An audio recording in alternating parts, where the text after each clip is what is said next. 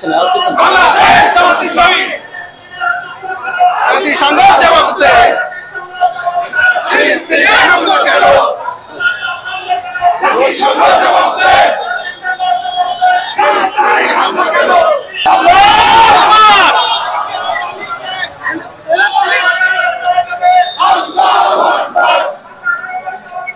জিন্দাবাদ জিন্দাবাদ